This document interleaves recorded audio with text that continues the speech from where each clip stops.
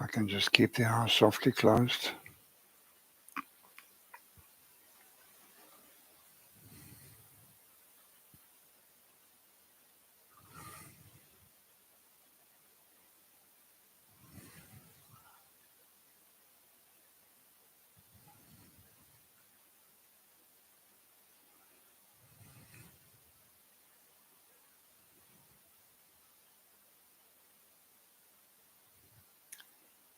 May I just open and soften and be available to what is, all that is, that I am.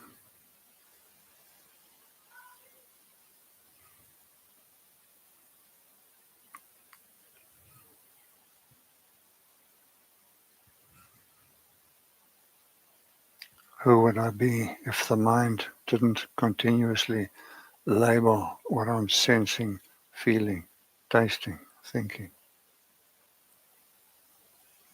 But I was just a clean, open space, empty of all form.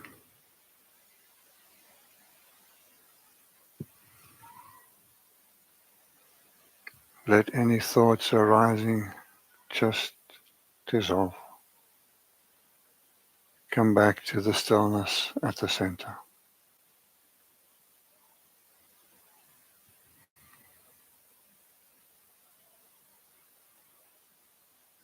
Without any agenda.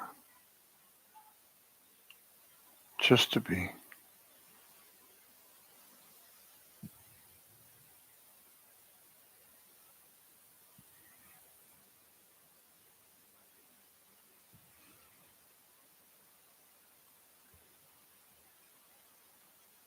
The truth of my consciousness.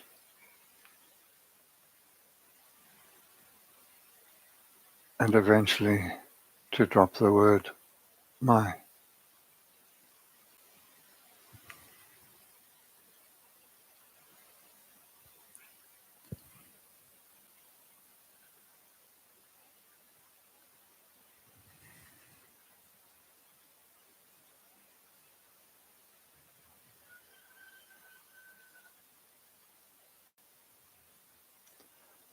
Are you aware that you are aware?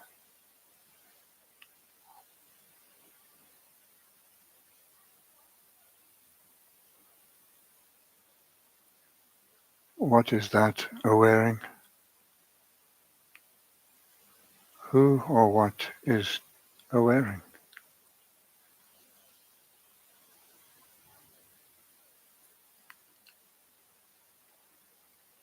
Just letting everything go. And if you need a center, it's your usual place, your hands or your sternum.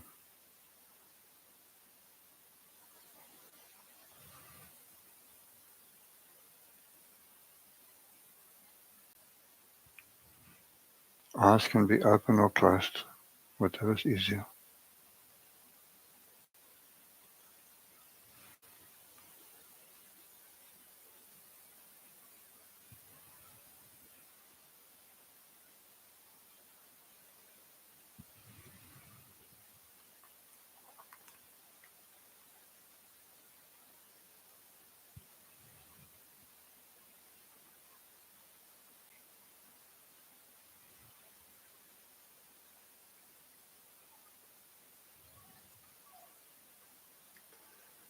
All that I see, whoever I see, in the sleep dream, is I.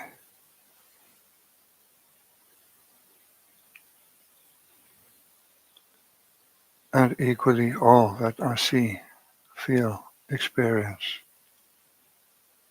in this waking dream is I. The holiest syllable. I.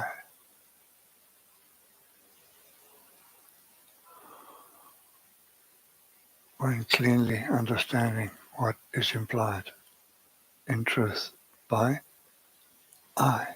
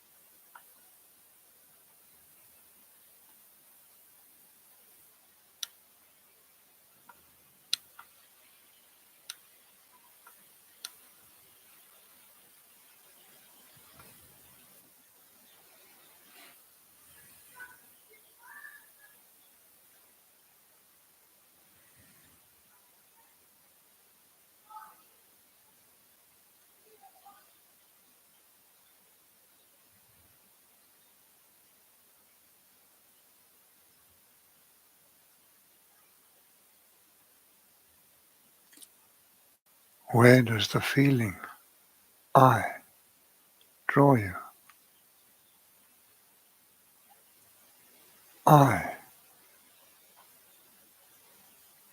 I am.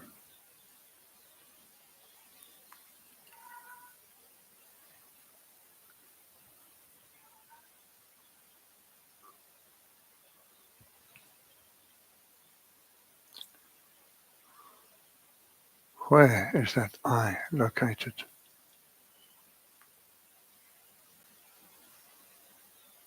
Where is that center that Bhagavan refers to,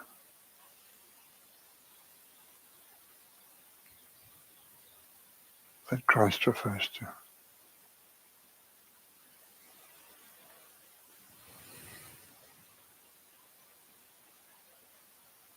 that Hinduism refers to?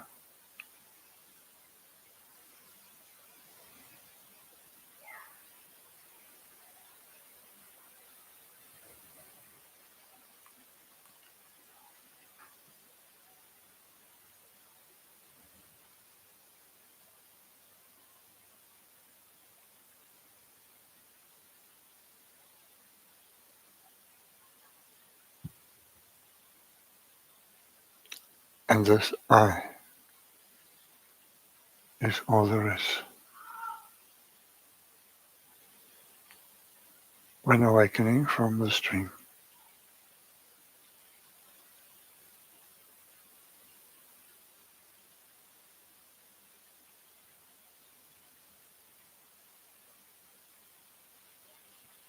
who is the script writer of what's happening here today?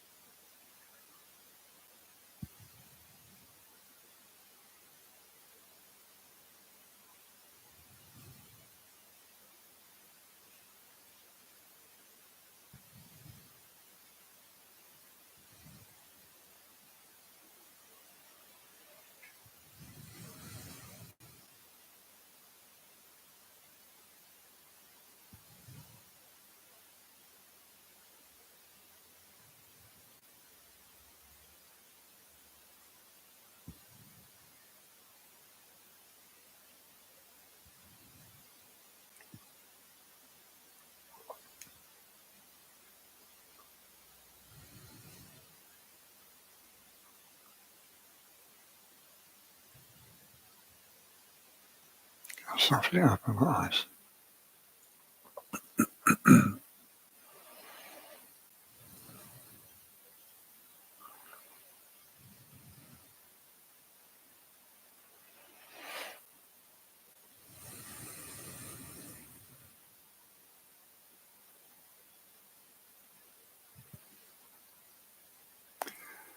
Bearing in mind that the first cut, or the first cuts are the deepest, and in relation to the notion or the utterance or the belief in I or I am, to mindlessly call those words onto your screen when the context is so inappropriate, you're trashing the words. So the clever mind will say, oh, that's the buzzword, and then use it in all sorts of incorrect, inappropriate contexts. And that will be the first cut, and it'll be hard to erase. So when would be auspicious, when would be appropriate to even entertain the thought, let alone the utterance or confirmation?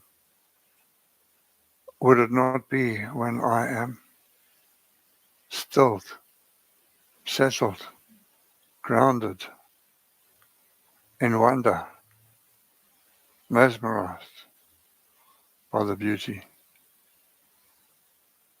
All of those mean I'm open. Inspiration is an open state. Wonder is an open state.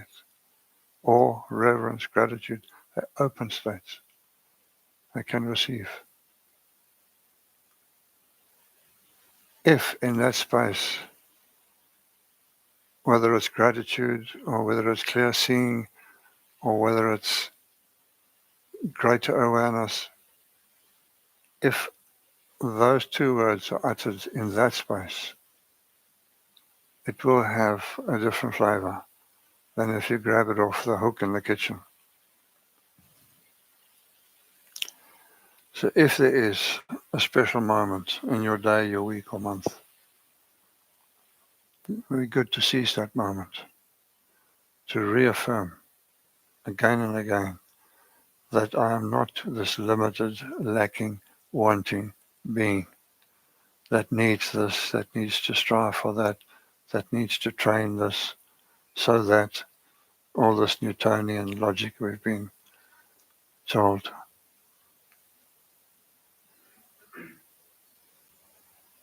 That little child is permanently in that field.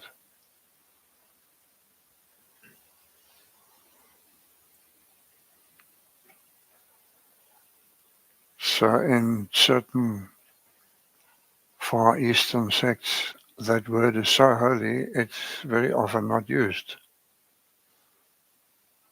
And then all sorts of other mechanisms have to be shown to people who want to interface with that culture. Because how can you talk without that word today? Unless you keep saying Patrick.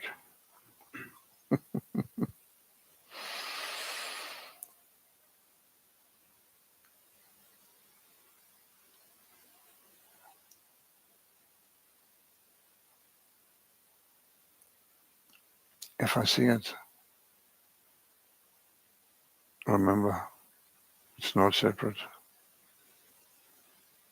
And even if it doesn't sit, it is the truth. They've all said it. So can I at least accept it on probation? No guarantees, but on probation.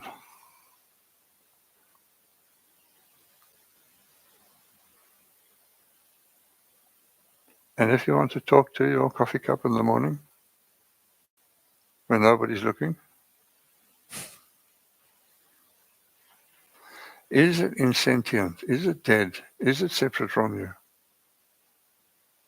That's that mystic. When you can see a universe in a grain of sand, there's no distance anymore. But that's far away. But the road to it is fairly clear. If my mind is a monkey mind that jumps from one thing to another and can't hold a thread, well, that kind of vacillation is certainly not the way.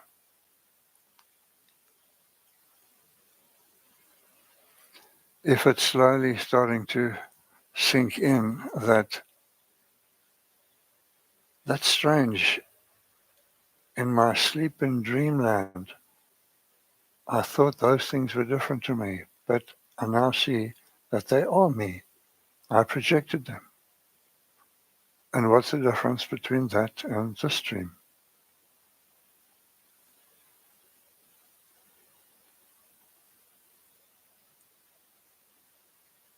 Are they separate? Yes, the mind will tell you. Because the mind can only relate to form, can't relate to clay. It can only relate to things which have got attributes.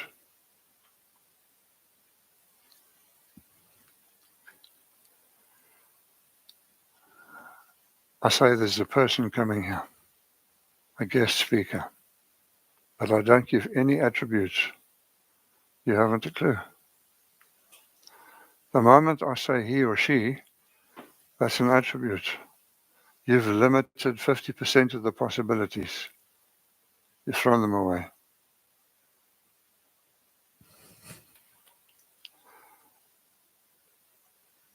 Now he's less than 35. This is the second attribute. It rules out all of those that are not that. So the more attributes you give something, what can you say?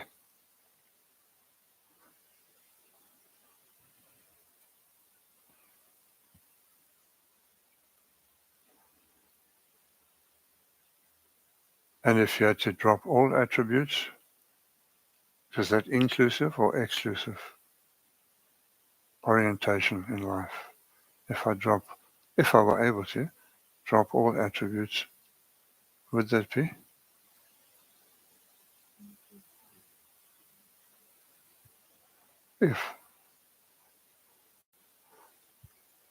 If I was able to, but can I be aware of that phenomena?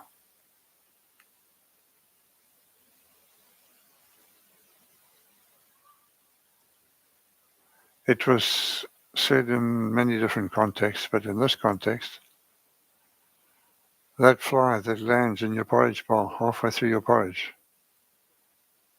how are you going to see it now? And how did you see it 5 years ago? Has the fly changed? Or has the adult thinking changed?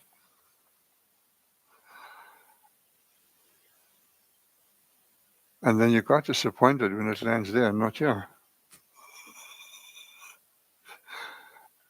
And you can put your finger in the milk or the porridge and you can hold it there and it won't fly away. So take a step closer.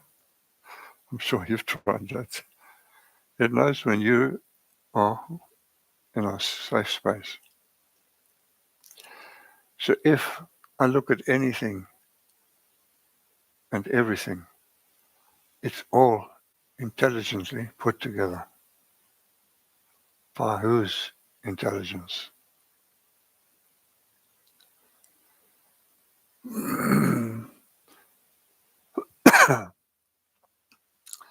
As I said, you can take a motor car to pieces, put all the bits of plastic there, all the bits of aluminium, all the bits of leather, all the bits of steel. Have you still got Volkswagen?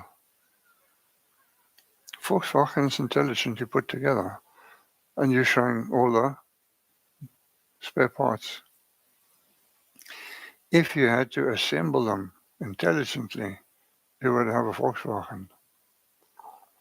Now, would that be some mastermind to put all those parts? Look at nature. Everything is put together so perfectly every time. That's some orchestrator.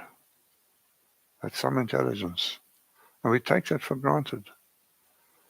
That should humble us, certainly the egotistical part, and expand the natural state of my being, because I am that mystery. What I marvel at, you've recognized as a marvel. Pity those who don't see it as a marvel. They can't recognize that higher aspect of themselves yet. But if you do start to see it, know that nature is not changing, it's you. That's turning, looking into seeing. I am that beauty. And when you see a horror show and something registers, now here comes the rub. Is it the same I am that recognizes that as horror? Is that the same I am?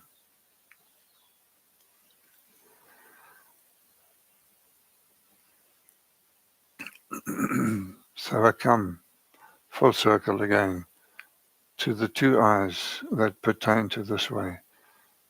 The surface eye, or what you always call the egocentric eye, and the true eye, where we point subconsciously to every time we say I. We don't point to the head when we say I. If you did say I, then you'd be taken as a loony. You point to this I am, I.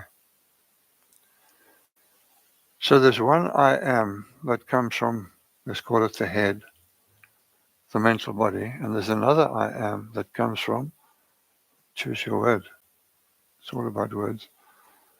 You can call it subtle body, you can call it esoteric body, spiritual body, anybody but somebody.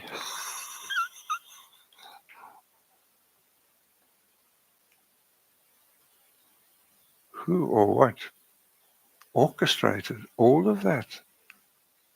I mean, if you look at this beauty here, you have to be thunderstruck.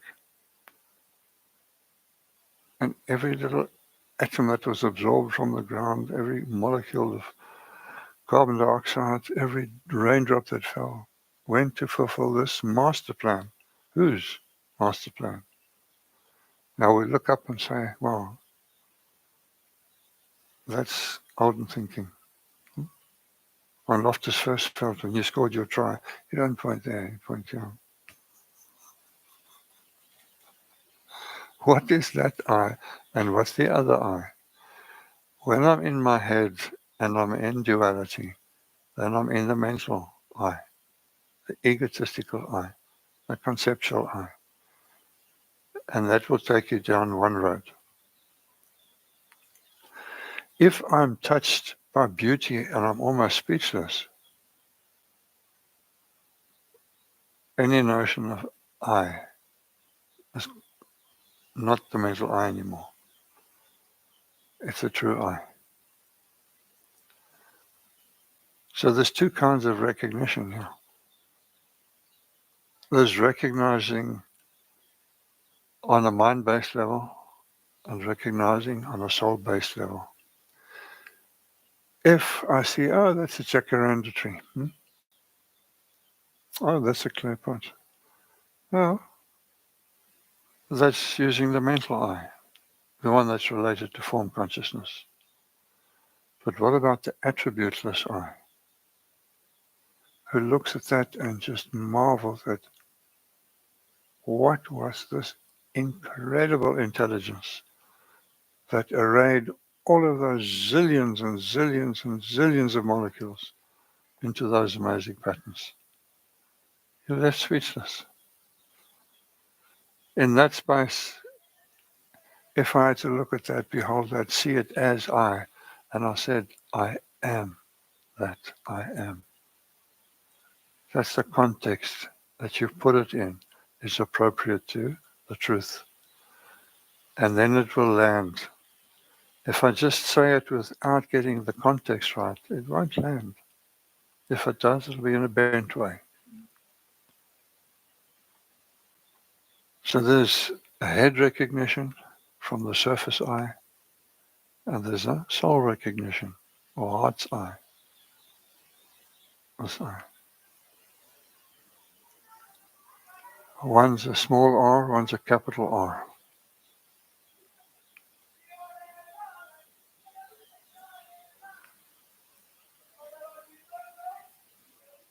So one could say, but aren't you venerating form? You look at that array of nature. I wish we could show this picture to them. It's really a beautiful sight if you had to see what we're looking at.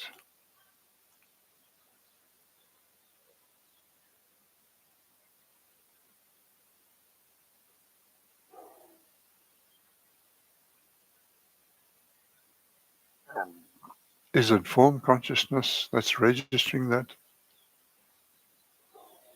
Is it heart consciousness recognizing that?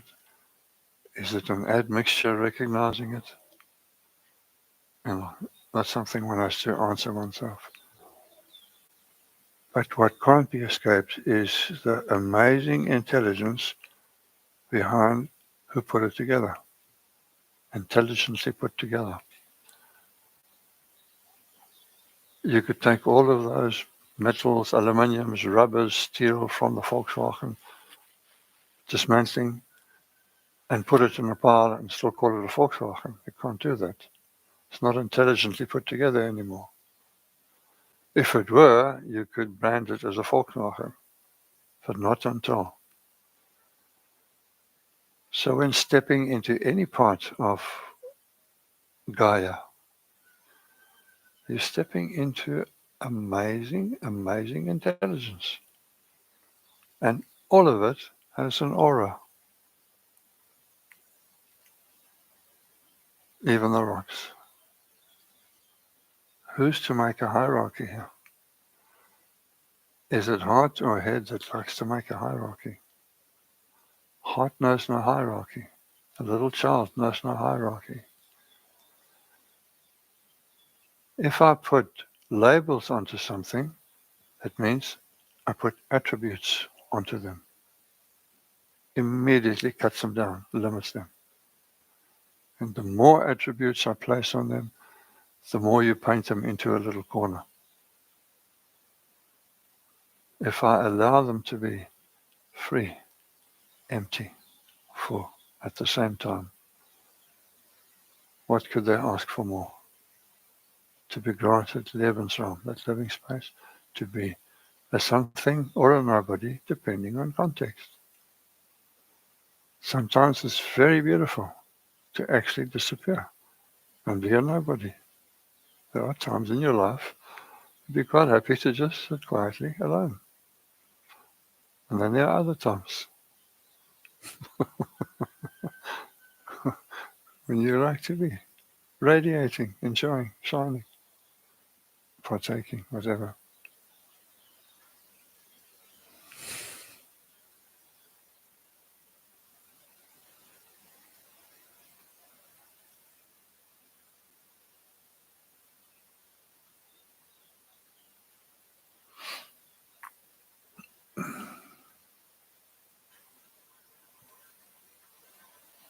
I remember when I had the difficulty when I was first exposed to inert objects not being inert. Some of the older ones will remember the story, but I was in Copenhagen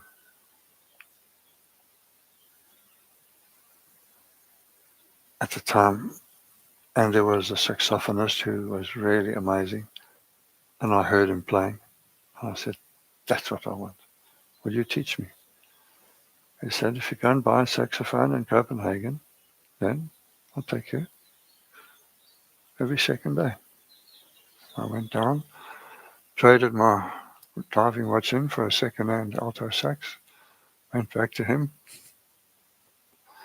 He said, okay, it might be very boring, your first few lessons, but you asked me to teach you. I had every faith in him. He said, put that saxophone a meter from you. Look at him. Good. I want you to touch that saxophone. Okay. Let go of the saxophone. Okay. Now touch the saxophone. Now let go of the saxophone. It carried that on until he got the cognition, which was accompanied by a laughter, reality, and you could really see and get a message.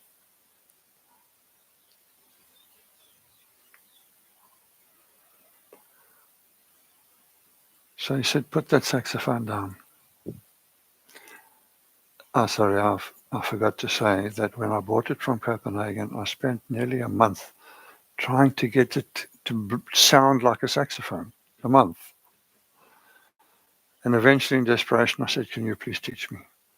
Put it down there. Now I want you to just be quietly, be collectedly, be centered. I want you to be in communication with it. I want you to touch it consciously. Thank you. Let go of the saxophone. Thank you. Touch the saxophone. And all that he was waiting for was the sudden laughter, cognition. Got it. I'm in full communication now. And my word, did that help me in aviation? Just because you get into an aeroplane with a student doesn't mean to say he's in the aeroplane. Physically, he's there. But where's he? He's presented a body to the cockpit. But he hasn't got a clue what he's doing there. So you don't start explaining to him what you're going to do in this exercise. He's not there. He's presented a calling card. So you did what Owen did in Denmark. Please just point to the artificial horizon. And you wait for present-mindedness in terms of the duration in milliseconds from the time you utter the question until you get an appropriate response, not any response. That communication lags says how far out of the present moment he is or she is.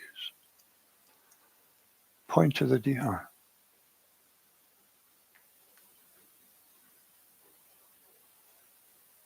Thank you. Point to the artificial horizon.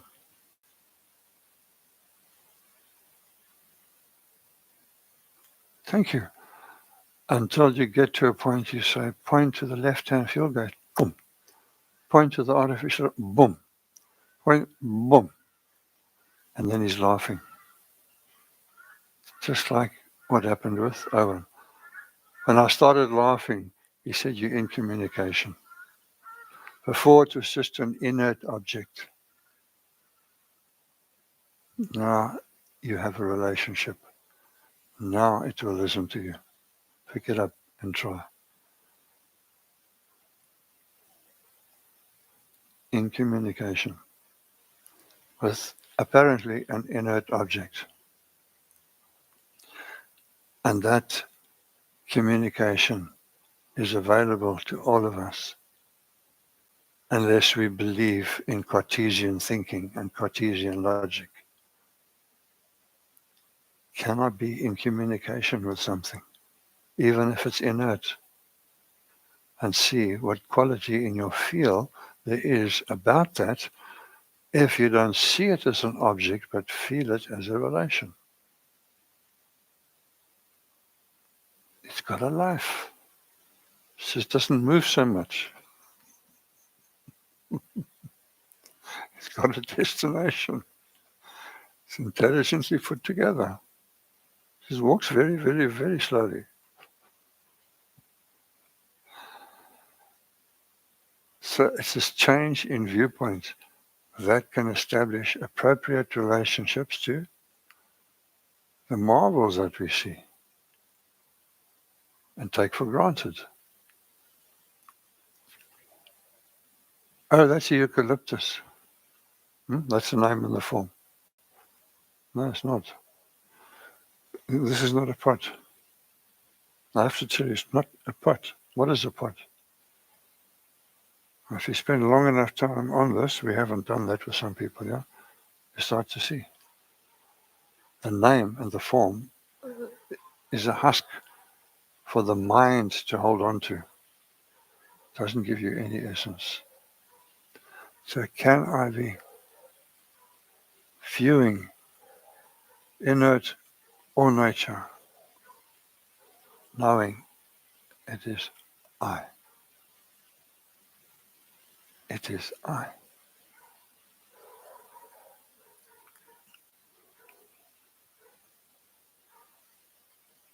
Is there anything anybody would like to say?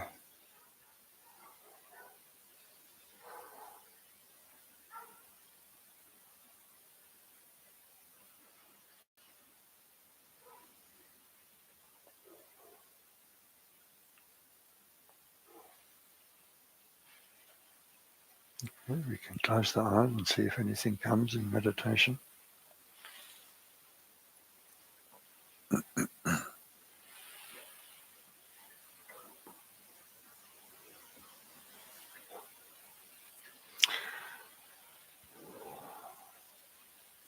And for this meditation, can I bring something or someone to mind that left an impression,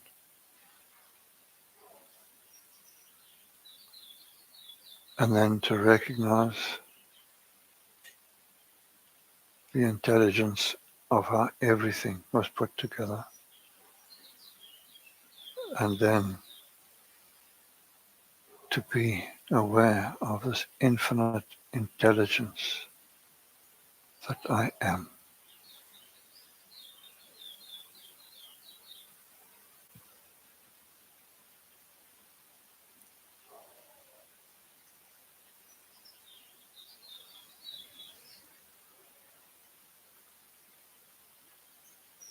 There is only one center, I.